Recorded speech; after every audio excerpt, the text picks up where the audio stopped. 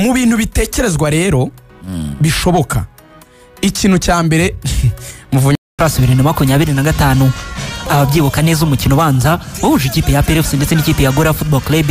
Umukino ubanza ikipe ya PRFC yatewe impaga kubera gukinisha abanyamahanga benshi mu kibuga.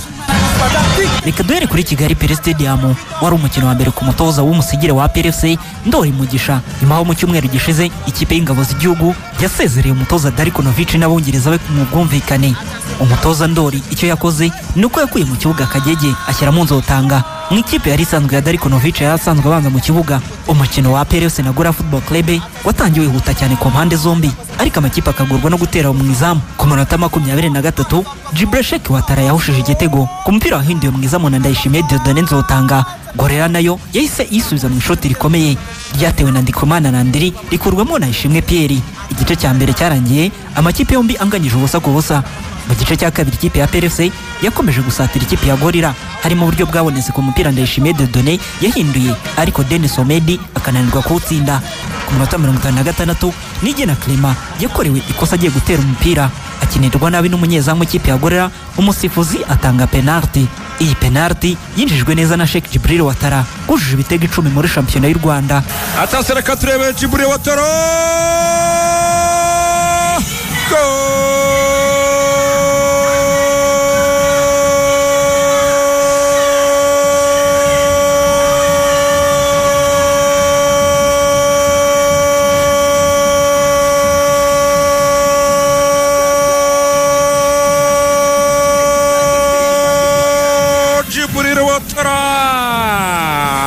Sansanike nziza cyane Jibril Watara areba umuzamu nagisa nayo Serge uburyo ahagaze.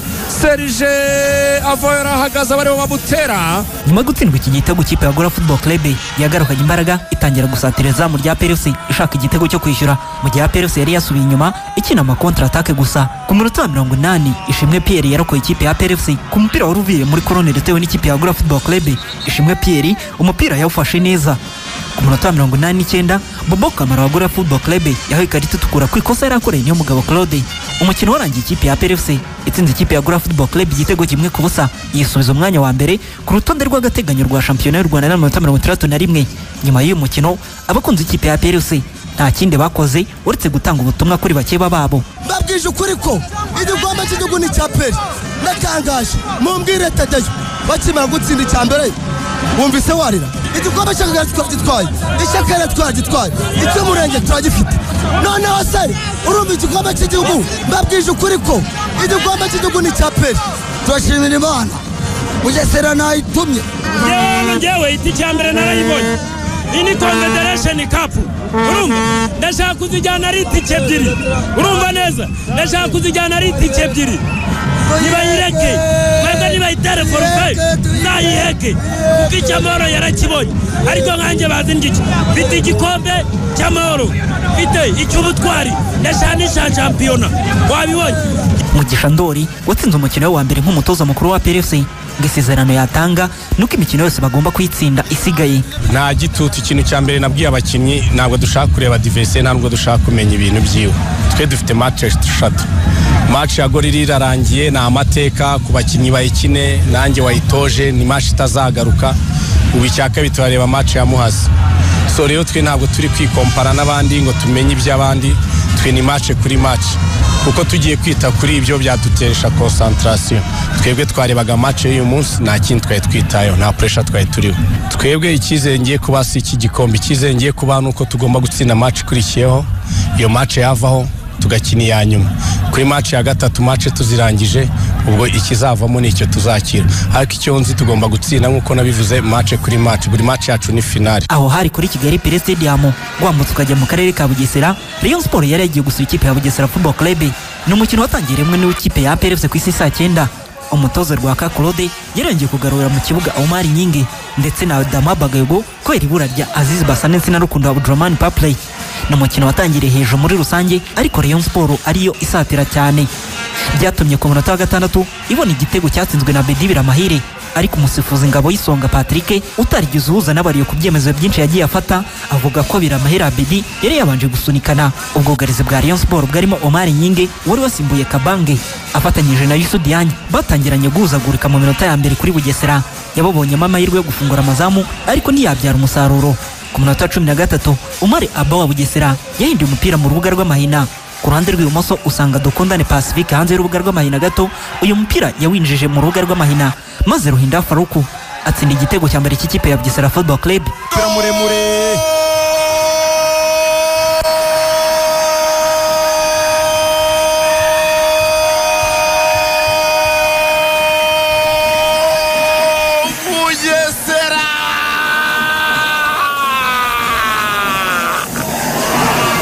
amakosa akomeye y'abadefenseri b'ikipe ya Rayon Sport bahuzaguritse imbere y'izamu rya Patient Ndikuriyo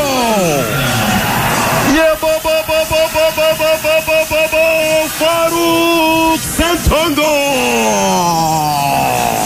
Mu bihe bitandukanye by'uyu mukino abakinnyi ba Rayon Sport bagiye bagaragaza kutishimira ibyemezo by'abasifuzi, abafana nabo bakabatera akanyabagabo n'ubundi bari bagaragaje ko aba basifuzi bari bahawe uyu mukino bari bamaze iminsi batitwara neza.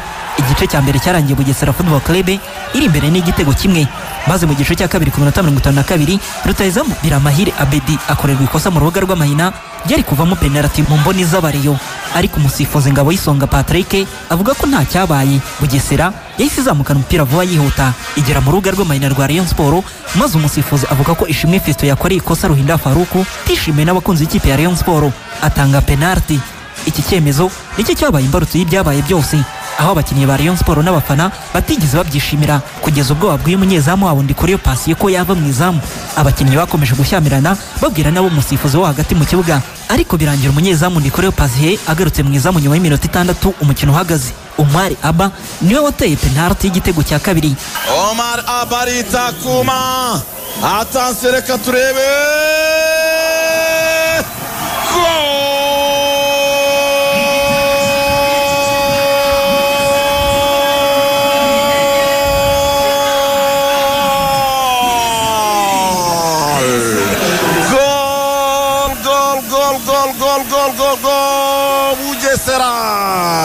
Bugesera bibiri Rayon Sport ubusa. Maze nyuma yo kwinjizwa igitego abafana bari ku gice cyahasigaye hose hari itaka risanzwe ribamo amabuye, batangira gutera ibirimo amabuye. Umusifuzi wa kabiri w'igitambaro Ruhumuriza Justin, uyu musifuzi yeza ava ku ruhande yari ariho aza mu kibuga mwa hagati. Umukino ntiwongera gutangizwa kugeza ubwo polisi ndetse n'abakinnyi ba Rayon Sport bagiye gusaba abafana ba Rayon Sport guhagarika ibyo barimo gukora, ariko bikaba byusa.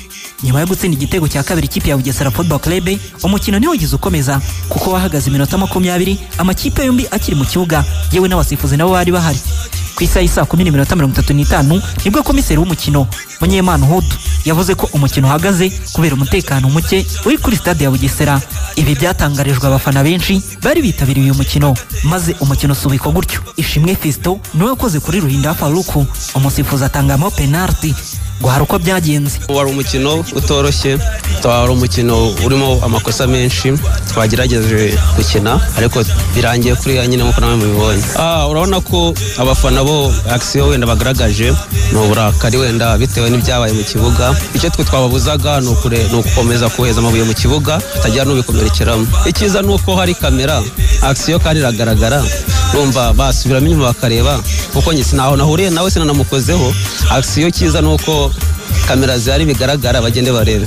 Narebye usibye no kurebaho nanjye bwanjye wari ukurikiye action sinigeze mukoraho penalty. Birumvikana niba uri muri action ukabona watanze penalty wenda utagizemo uruhare biragutungura nk'umukinnyi. Rayon Sport n'ikipe ya Bugesera Football Club zirakomeza gutegereza umwanzuro w'ishyirahamwe ry'umupira w'amaguru mu Rwanda, niba hari ikipe iri buze gufatirwa ibihano cyangwa se niba uyu mukino uri buze gukomeza gukinwa. Naho ubundi ikipe ya PFC yamaze gufata umwanya wa mbere n'amanota 62, Rayon Sport ikaba iri ku mwanya wa kabiri n'amanota 59. Ashaka tuzakijana.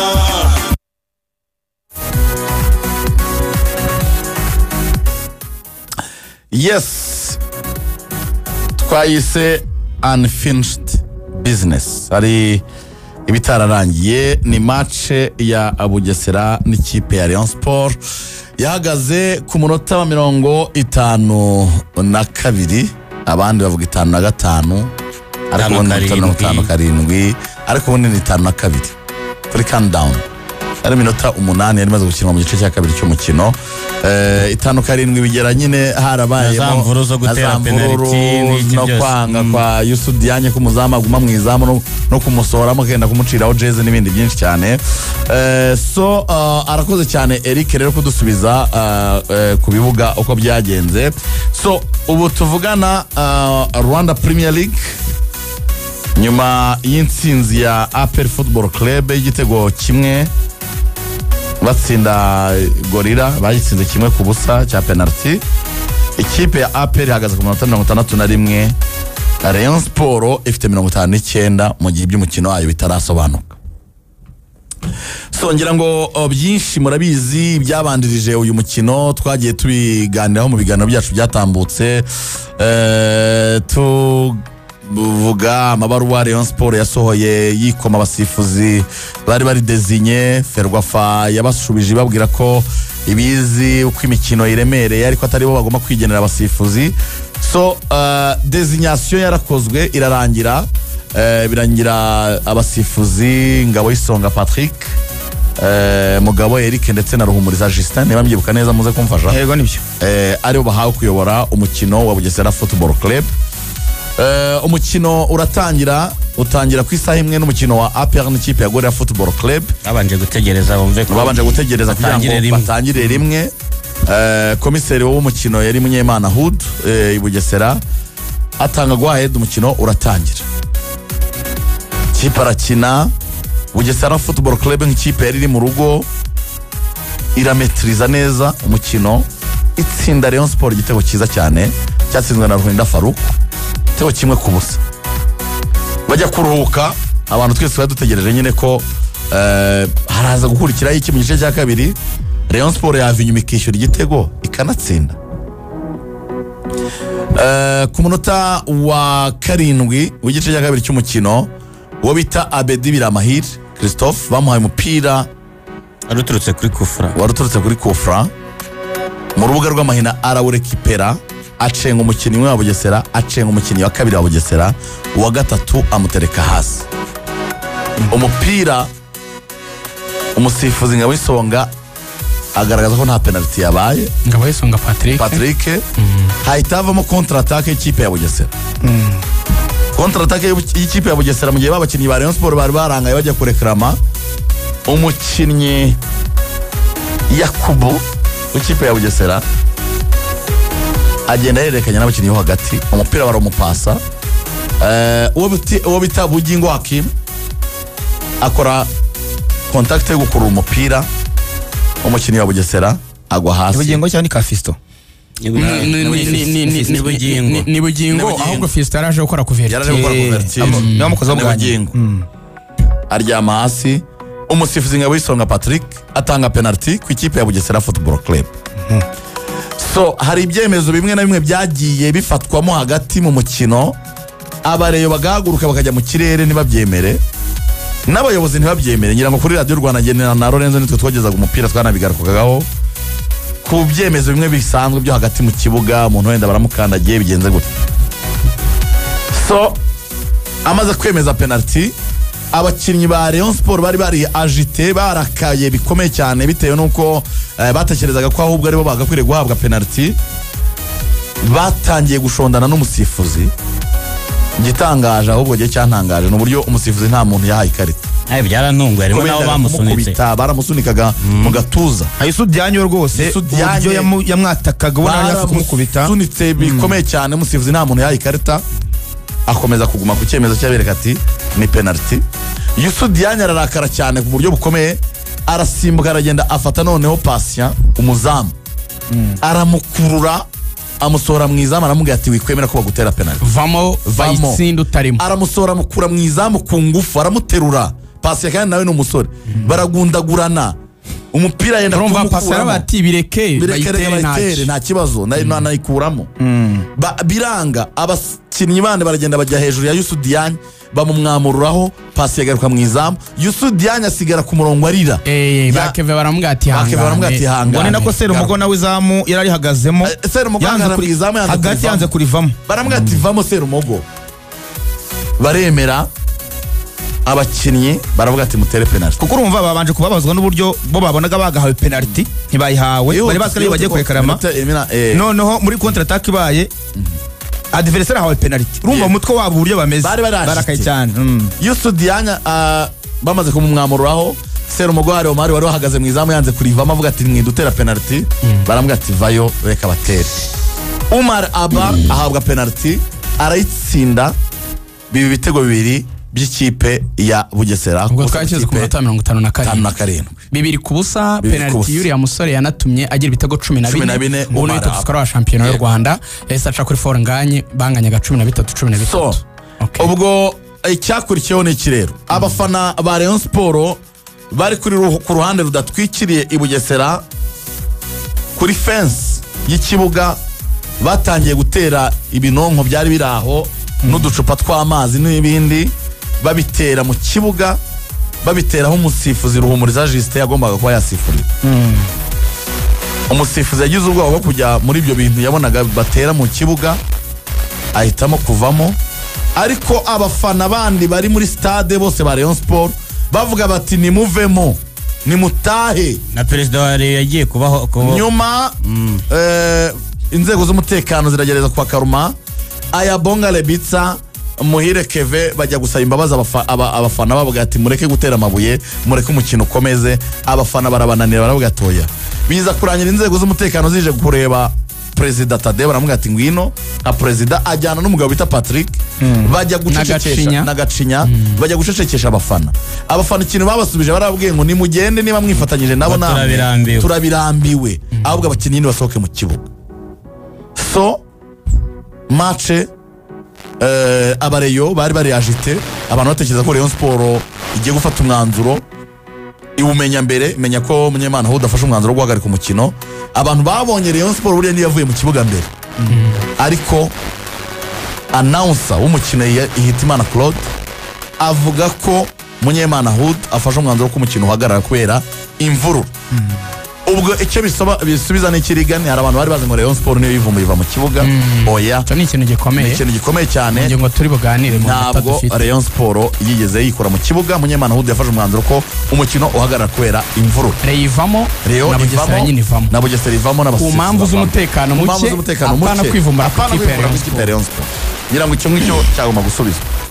Hanyuma rero ibindi byakomeje ni ku kibuga, abafana amareaction bati abantu bajye bareka ibi bintu twari twabivuze na mbere, n'ibindi byinshi cyane. Twahereye aho kwizi, yego, mu buryo bworoshye cyane. Heraho ubundi duhere ku Rayon kuki yanditse yihana abasifuzi, ivuga ngo muduhereze abasifuzi bari buze kugira ubushishozi. Duhera aho niho hantu hambere. Manza mbwira abanyarwanda ikintu, wenda benshi hari igihe batamenya izi information uko ziba zimeze. Rayon ntabwo yari yakabonye abasifuzi bazayisifurira mu buryo buri official, ko Ferwafa ntabwo ikibatangaza mbere, ahubwo icyabaye designation irangiye, kwa kundi abantu bafite abantu babareberera amakuru ya likinze, habonetse umuntu uri muri federation wari uri muri iyo pano igena abasifuzi. Amaze kubona abasifuzi bagenwe, niwe wabibwiye perezida wa Rayon Sport Tade, aramubwira ati abasifuzi ikipe ya Rayon Sport ihawe ni kanaka na kanaka. Rayon Sport ihita yumva, ntabwo yizeye uko bazayisifurira, ariko ntiyavuga ngo ntidushaka kanaka na kanaka. Impamvu itabivuga nuko federasiyo yahita arashyira designation hanze, ariko Rayon Sport iravuga iti twebwe turandika, burya yanditse amabaruwa biratandukanye, turandika ibaruwa turi busohore mu bitangazamakuru abantu babonye, ariko hari n'indi y'ukuri turi bwandikire sekretariya ya Ferwafa, ni amabaruwa biratandukanye. Ibaruwa abantu babonye kuri social media z'abanyamakuru batandukanye, wenda mwari nayo basomye mu rubuga rw'imikino mu cyumweru cyashize. Iyo baruwa yari irimo gusa kuvuga ngo hazaza abasifuzi bafite ubushishozi, ariko iyandikiwe sekretariya ya Ferwafa yaravugaga ngo umusifuzi kanaka na kanaka twamenye ko aribo mwaduhaye, ntimwemere ko badusifurira kubera ko ubwo impamvu rero yavugaga, baravugaga ngo umusifuzi hagati mu kibuga ariwe Patrick kuri match ya Vision na Marine, ikipe ya Vision yahaye umukinnyi wayo ikarita itukura, yanze igitego cyayo, yanze igitego cya Vision, yanze no gusifura amakosa, none yanze igitego cya Vision, umukinnyi wa Vision yaza kumurekaramaho, kumwe umukinnyi yaza wanze igitego cyacu gute bishoboka gute cyari cyo brother, kumwe umukinnyi abayisaza nyine mo kubona banze igitego cyabo. Vision yashyize hanze n'ama video icyo gihe, amuha carton rouge. Mu kumuha carton rouge rero yaravugaga ngo ntabwo uyu muntu twizeye ukuntu yadusifurira, dore n'ikimenyimenyi yakoze ikosa kuri Vision na Marine, ntimwigeze munagira icyo mwiprononsa ku kirego Vision yamutanzeho.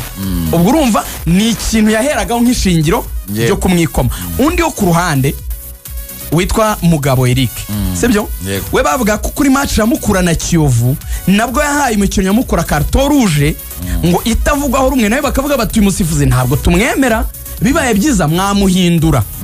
Tubanza duhera aho hantu. Reyo yari ifite uburenganzira bwo gusaba akabasifuzi bahindurwa iyo nk'ikipe yemerewe gutanga ubusabe, ariko si itegeko ko ibyo yasabye byubahirizwa.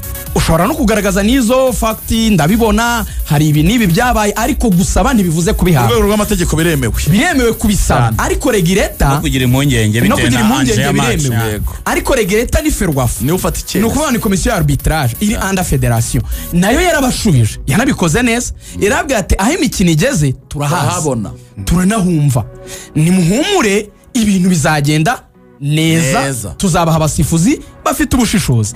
Impamvu federation itabahinduye ni n'uburenganzira bwayo kurekera abasifuzi, kuko federation nka regreta nigena abasifuzi na gari kipe zigenera abasifuzi. Aho ngaho abanyarwanda babanza basobanukirwa ikintu kimwe, kuba rero yasaba yari ibyemerewe, ko nabonye ari abantu ari kuzana ibintu ngo abanyamakuru ko nibo bagumuye ngo bafana abanyamakuru ze bagumuye abafana abanyamakuru dukomeze nta hantu bihuriye. Rero niba yasabye umunyamakuru agomba kwiripoti cyane, nta kibazo kibirimo ibyo ngibyo, that's not a problem at all. Hanyuma nuko federation itakwemerera Rayon Sport guhindura abasifuzi ko yabisabye, nayo irabyemerewe kuko niyo regreta. Aho sofa ibintu biri mu nzira nziza, ahubwo mu mukino byagenze. Ari kindi kintu twagarutseho cy'abasifuzi Rugaju mu kiganiro kwizigira byibuka na CDF aduha inyunganizi, tuvuga ngo iyi mikino higeze byaba byiza habaye dezignation y'abasifuzi bari international. Turavuga abasifuzi bafite badge ya FIFA, tuvuga tuti kuri match ya APR iza gukina na Gorira, kuri match ya Sport na Bugesera bashyira abasifuzi bafite badge ya FIFA, ko tuvuga tuti bafite ibyo bahomba. Izo match zombo ko ari ebyiri, nta nimwe haho umusifuzi mpuzamahanga. Ya APR ngabo, ubwo mu Bugesera ari ngabo nziza Patrick. Ubwo icyo bivuze ni iki, abakunzi ba Rayon Sport bagiye ku kibuga ibyo basabaga bitubahirijwe, hari icyo mu mutwe wabo murabyumva icyo batekerezaga, hari uko bagiye gukina umukino ariko batizeye ubutabera, nicyo bisobanuye. So mu mukino rero umusifuzi we yitwaye ati kuri Gahigi na Bugesera bati 90%, yaba ari amanota yasigaye murimo biyumva motorere dutoye umuntu yakora nk'umuntu, ni nko kuvuga ngo judgment yari fair, gusa nyine nk'umusifuzi ntiyabura akantu yisobyeho gato.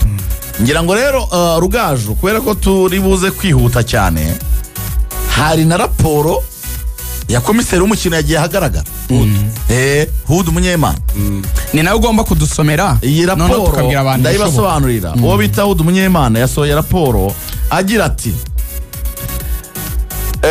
raporo y'uko umukino wagenze mu Bugesera mu mboni za komiseri w'umukino Hud Munyemana. Umukino uhagaze ku munota wa 57, umusifuzi Patrick yitwaye neza cyane muri uyu mukino, afata ibyemezo byiza bitewe n'uko umukino wagendaga, ubona ko birimo ubunararibonye.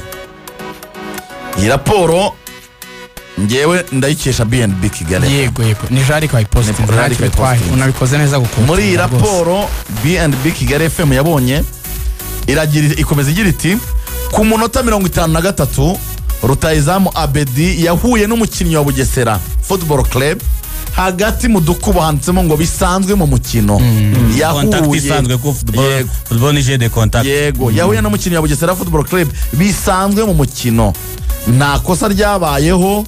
Umusifuzi Patrick yitwaye neza kuko yemeye ko umukino ukomeza. Nyuma y'umunota umukinnyi wa Rayon Sport Hakim Bugingo wambaye nimero 24 entre parenthèses yego yakoreye ikosa umukinnyi wa Bugesera. Umusifuzi Patrick yitwara neza atanga penalty entre parenthèses muri raporo umusifuzi cyari icyemezo nyacyo. Bwana Hudu Munyemana yasoje ashimira cyane umusifuzi Ngabisonga Patrick avuga ko ari umusifuzi mwiza, asaba ko ahubwo yakomeza guhabwa imikino yo gusifa. Okay. Nene raporo muri mu ijoro ryo kuwa gatandatu biriya bintu bimaze kuba. Reka tujye mu ijoro ryo kuwa gatandatu. Hari nangiye kuvuga tweet ya minister waza kuyigarukaho mu reaction nyuma najya ngo bihuze niyo raporo gato ko nibyo bijyanira. Zigafite minota 8. Nahamagaye SG wa Ferwafa yari ari mu nzira agaruka mu Rwanda, yaravuye muri kongere ya FIFA. SG Kamarade mubaza iyo incident nkiriya ibaye niki muheraho mufata icyemezo. SG yarari hanze arambwira ati ubu kuwa mbere nzaba nageze mu gihugu ari kwagera ku cyumweru mu rukerera, ati ikizaba tuzareba raporo ya komiseri w'umukino. Yego ati igira ijambo rinini cyane ku byabereye mu kibuga. Sofa niba ubyumva komiseri w'umukino aravuga ko abasifuzi by'umwihariko umusifuzi hagati mu kibuga kuri we yitwaye neza cyane, ko n'ibyabaye yasifuye biri fair yakomeza gahabwa n'indi mikino. Iyo raporo rero ikiraho mbanze mperaho ngaho nta kintu na kimwe kibaho mu mategeko y'umupira w'amaguru gikuraho ibyemezo bya komiseri w'umukino mu bintu byabereye mu mbago z'ikibuga. Ngo ikintu cyabaye mu kibuga kugeza ku minota 57 kingana na 2 ku busa bya Bugesera. Yego kuba komiseri adakweshoninga namba imisifurire 100%, icyo manze mu gifate nk'ikintu giteretse hariya ndakorwaho gitagatifu. Ni nka papa wato nta kundi wabigenza nuko nyine byarabaye. Ubwo rero ibindi byose byavugwa ubwo birajya hanze ya pitch, hanze y'ikibuga. Hari abantu numvaga bavuga ngo ubwo ngo resultat ya 2 ku busa niba ari ikintu banza kwibagirwa. Resultat ya desert kugeza ku minota 57 ni ikintu kiri intouchable as long as komiseri w'umukino yagitanze muri raporo yemera yuko byari fair. Yego ibindi nibiriya byo hanze nyine by'amabuye.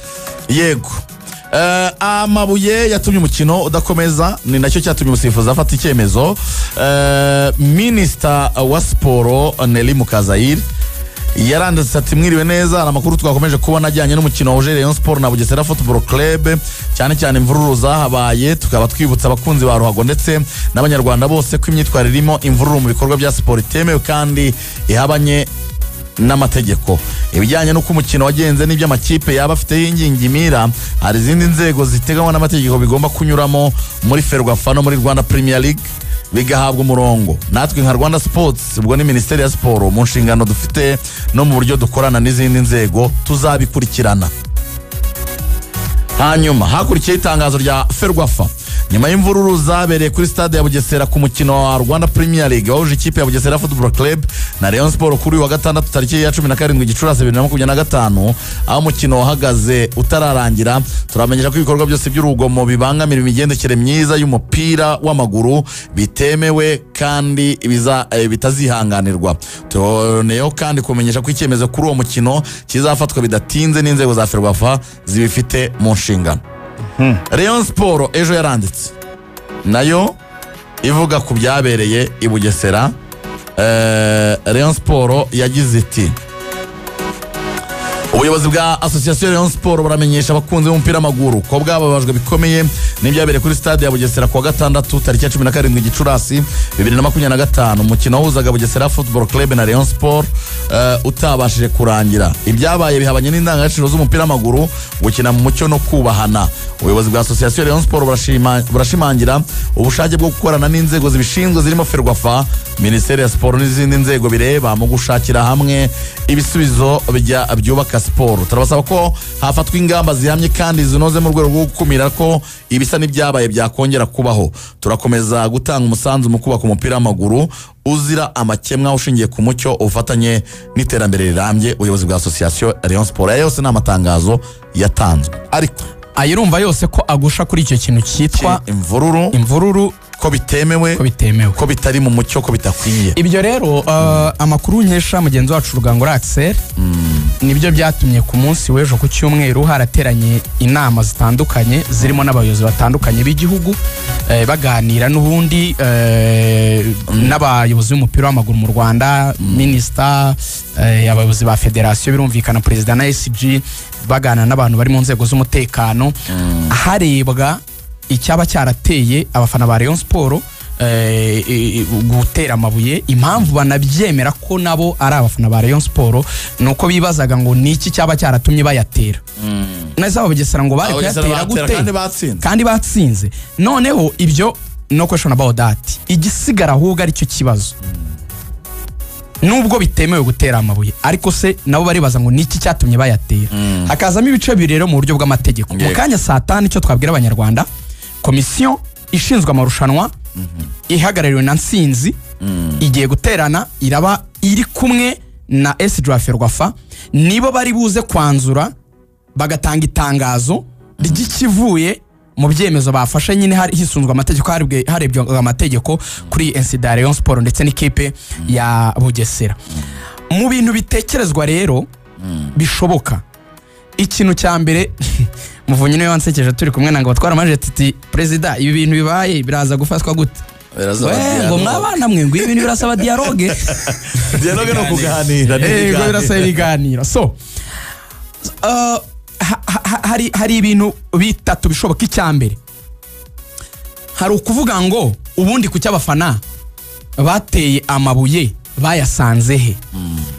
Bayasanze mu kibuga kuri stade. Ese abafana bemerewe kwicara ahantu bashobora kubona amabuye? Ko binjira basatswe nta mabuye bafite, bemerewe kwicara ahantu hari amabuye byose byakomeretsa cyangwa ibindi bintu byose byakomeretsa?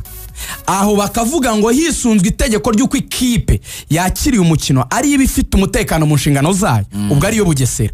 Icyo gihe Bugesera ngo yaterwa mpaga ku mpamvu z'uko yicaje abafana ahantu batagombaga kwicara.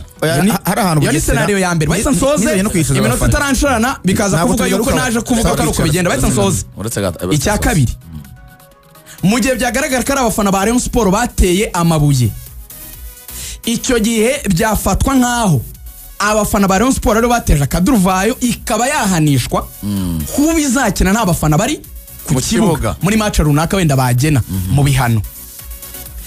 Hari possibility abantu bavugaga ngo match yasubirwamo nta bafana bari gatangira A0, icyo sinkizi. Hari abavugaga ngo yasubira ku minota 57 bagakina iminota yari isigaye nta bafana, icyo nacyo ni ikindi gishoboka. C'est fort possible, birashoboka, nacyo wenda benshi bavuga gishoboka. Gishoboka cyane. Hari n'ikindi kiri kuvugwa cyuko na Rayon Sport ngo yaterwa mpaga, icyo nacyo ni ikindi kiri kuvugwa.